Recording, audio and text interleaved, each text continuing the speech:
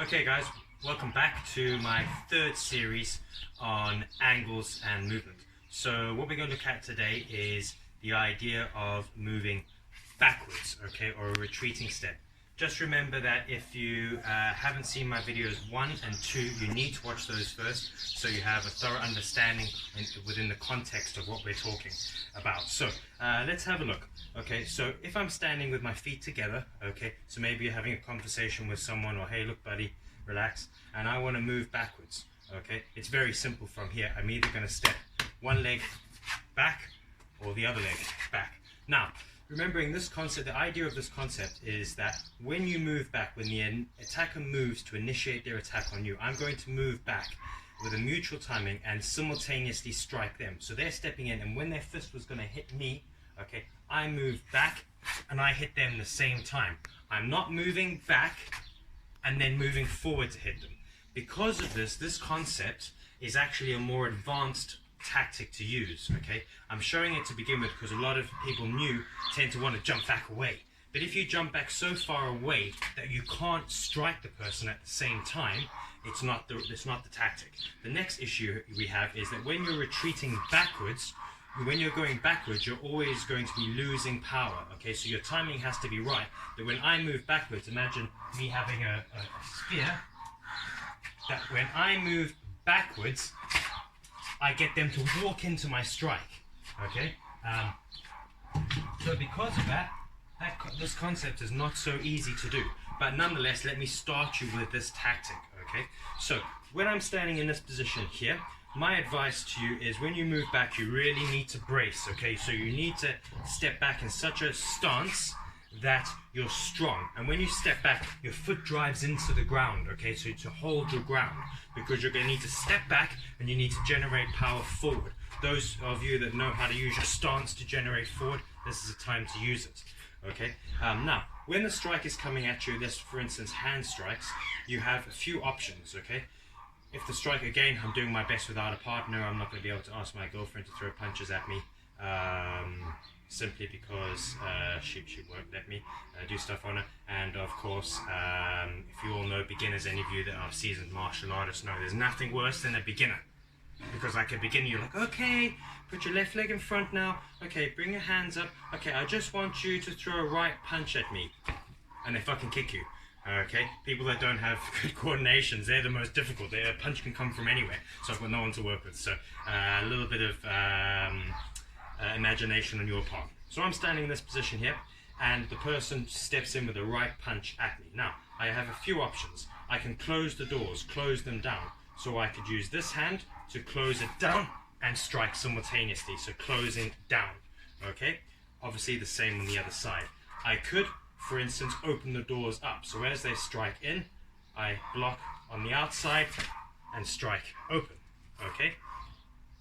I can suppress, so as they step in, I move back, suppress the strike, and strike, okay? So for instance, striking backwards, okay?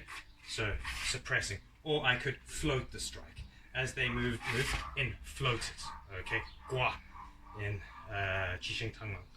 Okay, so it's a hanging punch. So now, of course, in this position here, I could then opt for different types of stances. So I'm stepping back in a bow step. I could step back into a marble position. Okay, my main thing that you're looking for in this tactic is when I'm stepping backwards, I'm striking the person at the time they would have struck me.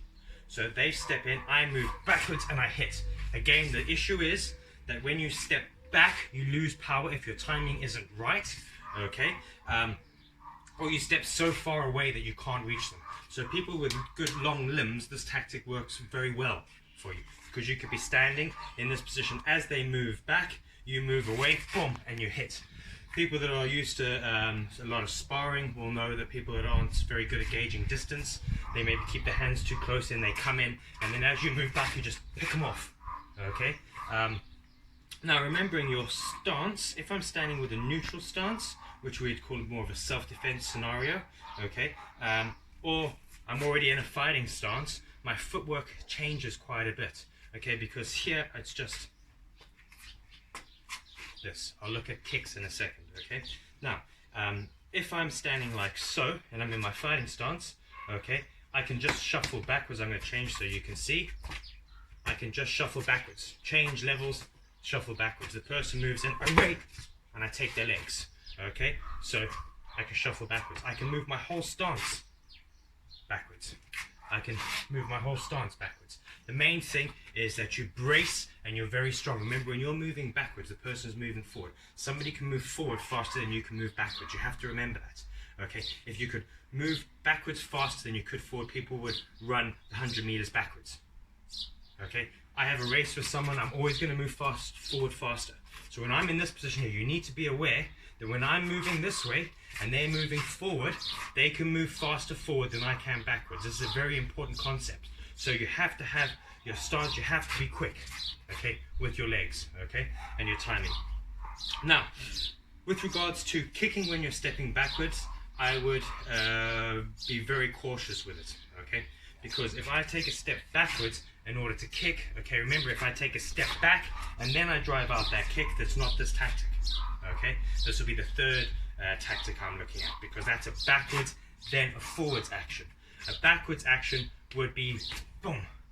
As I'm moving backwards, I'm kicking, okay. As I'm moving backwards, I'm kicking. The problem is with this, when you're moving backwards and kicking and they run at you, you're going to fall on the ground.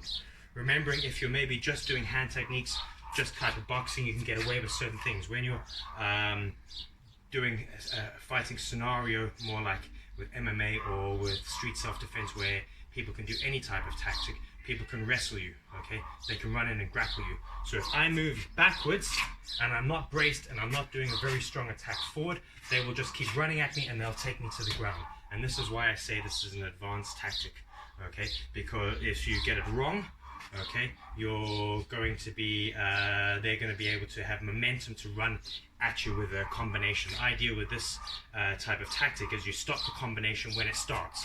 So it's like if you guys have done a bit of sparring, you stand and you go to step in and jab at someone and you're not very good at it because you kind of step, then you punch, and you step and then you get hit. You start your technique and you get hit every time, okay? This is the type of tactic that we're wanting to use, okay? So, this tactic in here, you'll see in some of your traditional forms, you'll see the cat stance, okay? You'll see single leg stances, okay? You'll see the shuffle backwards, okay?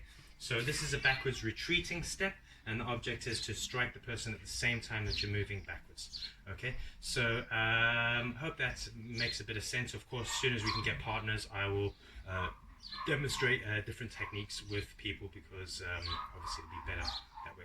Okay guys, thank you.